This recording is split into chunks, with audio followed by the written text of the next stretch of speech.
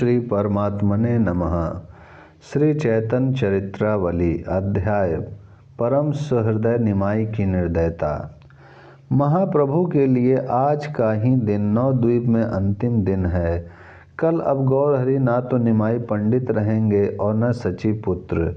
वे अकेली विष्णु प्रिया के पति न रहकर प्राणी मात्र के प्रिय हो जाएंगे। कल वे भक्तों के ही वंदनीय न होकर जगत वंदनीय बन जाएंगे। किसी को क्या पता था कि अब नवद्वीप नदिया नागर से शून्य बन जाएगा।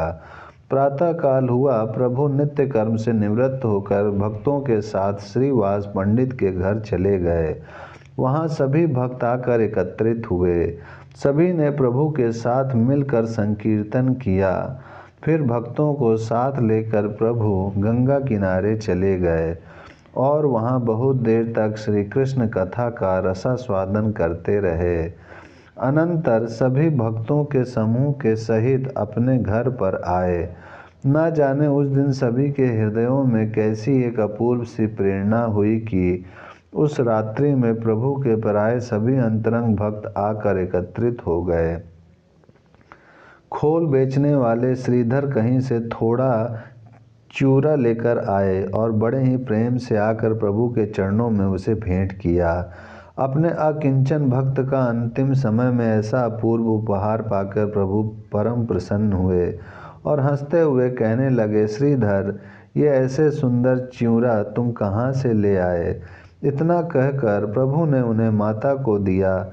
उसी समय एक भक्त बहुत सा दूध ले आया। प्रभु दूध को देखते ही खिलखिलाकर हंस पड़े और प्रसन्नता प्रकट करते हुए कहने लगे, श्रीधर, तुम बड़े शुभ मुहूर्त में चूरा लेकर आए, लो दूध भी आ गया। यह कहकर प्रभु ने माता को चूरा की खीर बनाने को कहा। माता ने जल्दी से भोजन बनाया। प्रभु ने भक्तों के सहित महाभागवत श्रीधर के लाए हुए चूरे की खीर खाई। वही उनका नवद्वीप में सची माता के हाथ का अंतिम भोजन था। भोजन के अनंतर सभी भक्त अपने अपने घरों को चले गए। महाप्रभु जी भी अपने शयन गृह में जाकर लेट गए। वियोग जन दुख की आशंका से भयभीत हिरणी की भांति डरते डरते विष्णु प्रिया ने प्रभु के शयन गृह में प्रवेश किया। उनकी आंखों में से निरंतर अश्रु बह रहे थे। प्रभु ने हंसते हुए कहा, प्रिय, मैं तुम्हारे हंसते हुए मुख कमल को एक बार देखना चाहता हूँ। तुम एक बार प्रसन्न होकर मेरी ओर देखो। विष्णु प्रिया जी चुप ही रहीं। उन्होंने प्रभु की बात का कुछ भी उत्तर नहीं दिया। तब प्रभु आग्रह के स्वर में कहने लगे, विष्णु प्रिय, तुम बोलती क्यों नहीं? क्या सोच रही हो? आंसू पोंछते हुए विष्णु प्रिया ने कहा, प्रभु, ना जाने क्यों आज मेरा दिल धड़क रहा है। मेरा हृदय आपसे आप ही फटा सा जाता है। पता नहीं क्या बात है। प्रभु ने बात को टालते हुए कहा, तुम सदा सोच करती रहती हो, उसी का यह परिणाम है। अच्छा, तुम हंस दो, देखो अभी तुम्हारा सभी शोक मोह दूर होता है या नहीं। विष्णु प्रिया जी ने प्रेम पूर्ण कुछ रोष के स्वर में कहा, रहने भी दो, तुम तो ऐसे ही मुझे बनाया करते हो। ऐसे समय में तो तुम्हें ही हंसी आ सकती है। मेरा तो हृदय रुदन कर रहा है, फिर कैसे हंसूं? हंसूं तो भीतर की प्रसन्नता से आती है। विष्णु प्रिया जी को पता चल गया कि अवश्य ही पतिदेव आज ही मुझे अनाथनी बनाकर गृह त्याग करेंगे, किंतु उन्होंने प्रभु के सम्मुख इस बात को प्रकट नहीं किया। वे रात्रि भर प्रभु के चरणों को दबाती रहीं। प्रभु ने भी आज उन्हें बड़े ही प्रेम के साथ अनेकों बार गाढ़ालिंगन करके परम सुखी बना दिया, किंतु विष्णु प्रिया को पति के आज के इन आलिंगनों में विशेष सुख का अनुभव नहीं हुआ। जिस प्रकार सूली पर चढ़ने वाले को उस समय भांति भांति की स्वादिष्ट मिठाइयाँ रुचिकर प्रतीत नहीं होती, उसी प्रकार विष्णु प्रिया को वह पति का इतना अधिक स्नेह और अधिक पीड़ा पहुँचाने लगा। माता को तो पहले से ही पता था कि निमाई आज घर छोड़कर चला जाएगा। वे दरवाजे की चौखट पर पड़ी हुई रात्रि भर आह भरती रहीं। विष्णु प्रिया भी प्रभु के पैरों को पकड़े रात्रि भर ज्यों की त्यों बैठी रहीं। माघ का महीना था। शुक्ल पक्ष का चंद्रमा अस्त हो चुका था। 2 घड़ी रजनी शेष थी। संपूर्ण नगर के नर नारी सुख की निद्रा में सोए हुए थे, किंतु महाप्रभु को नींद कहाँ।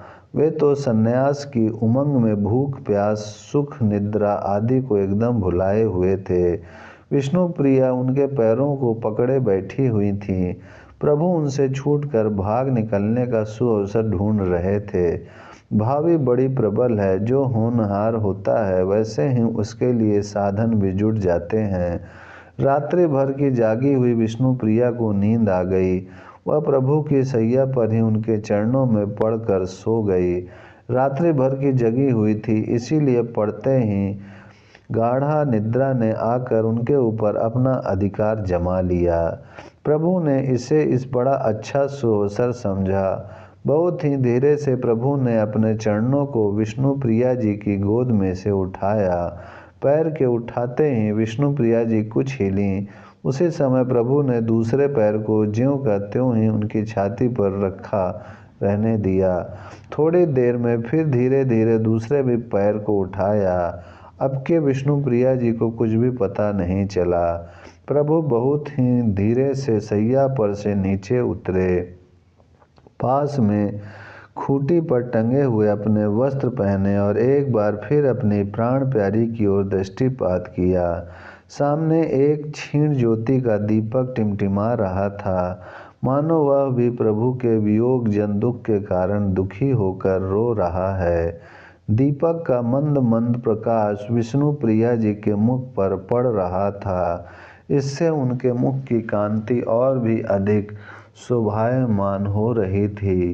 प्रभु इस प्रकार गाढ़ निद्रा में पड़ी हुई अपनी प्राण प्यारी के चंद्रमा के समान खिले हुए मुख को देखकर एक बार कुछ झिझके। वे सोचने लगे, मैं इस अबोध बालिका के ऊपर यह कैसा अनर्थ कर रहा हूँ। इसे बिना सूचित किए हुए इसकी बेहोशी में मैं इसे सदा के लिए त्याग रहा हूँ। यह मेरा काम बड़ा ही कठोर और निंदनीय है। फिर अपने को सावधान करके वे सोचने लगे, जीवों के कल्याण के निमित्त ऐसी कठोरता मुझे करनी ही पड़ेगी।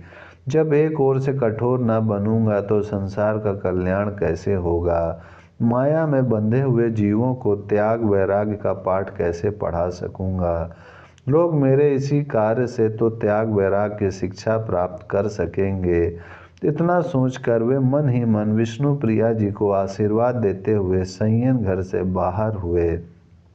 दरवाजे पर सची माता बेहोश सी पड़ी रुदन कर रही थी। उनकी आंखों में भला नींद कहाँ। वे तो पुत्र विछोह रूपी शोक सागर में डुबकियां लगा रही थीं। कभी ऊपर उछल आती और कभी फिर जल में डुबकियां लगाने लगती।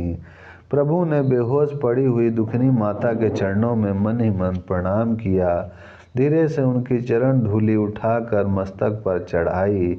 फिर उनकी प्रदक्षिणा की और मन ही मन प्रार्थना की, हे माता, तुमने मेरे लिए बड़े बड़े कष्ट उठाए, मुझे खिला पिला कर पढ़ा लिखा कर इतना बड़ा किया, फिर भी मैं तेरी कुछ भी सेवा नहीं कर सका। माता, मैं तुम्हारा जन्म जन्मांतरों तक ऋणी रहूँगा। तुम्हारे ऋण से कभी भी मुक्त नहीं हो सकूँगा। इतना कहकर वे जल्दी से दरवाजे के बाहर हुए और दौड़कर गंगा किनारे पहुँचे। वे ही जाड़े के दिन थे जिन दिनों प्रभु के अग्रज विश्वरूप घर छोड़कर गए थे। वही समय था और वही घाट। उस समय नाव कहाँ मिलती। विश्वरूप जी ने भी हाथों से तैरकर ही गंगा जी को पार किया था। प्रभु ने भी अपने बड़े भाई के ही पथ का अनुसरण करना निश्चय किया। उन्होंने घाट पर खड़े होकर पीछे फिरकर एक बार नवद्वीप नगरी के अंतिम दर्शन किए। वे हाथ जोड़कर गदगद कंठ से कहने लगे, हे ताराओं से भरी हुई रात्रि, तुम मेरे ग्रह त्याग की साक्षी है।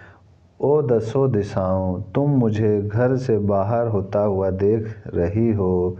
हे धर्म, तुम मेरी सभी चेष्टाओं को समझने वाले हो। मैं जीवों के कल्याण के निमित्त घर बार छोड़ रहा हूँ। हे विश्व ब्रह्मांड के पालन करता, मैं अपनी वृद्धा माता और युवती पत्नी को तुम्हारे ही सहारे पर छोड़ रहा हूँ। तुम्हारा नाम विश्वम्भर है, तुम सभी प्राणियों का पालन करते हो और करते रहोगे, इसलिए मैं निश्चिंत होकर जा रहा हूँ। यह कहकर प्रभु ने एक बार नवद्वीप नगरी को और फिर भगवती भागीरथी को प्रणाम किया और जल्दी से गंगा जी के शीतल जल के बहते हुए प्रवाह में कूद पड़े और तैरकर उस पार हुए। उसी प्रकार वे गीले वस्त्रों से ही कटवा कंटक नगर केशव भारती के गंगा तट वाले आश्रम पर पहुंच गए। जिस निर्दय घाट ने विश्वरूप और विश्वम्भर दोनों भाइयों को पार करके सदा के लिए नवद्वीप के नर नारियों से पृथक कर दिया, वह आज तक भी नवद्वीप में निर्दय घाट के नाम से प्रसिद्ध होकर अपनी लोक प्रसिद्ध निर्दयता का परिचय दे रहा है। ओम शांति शांति शांति।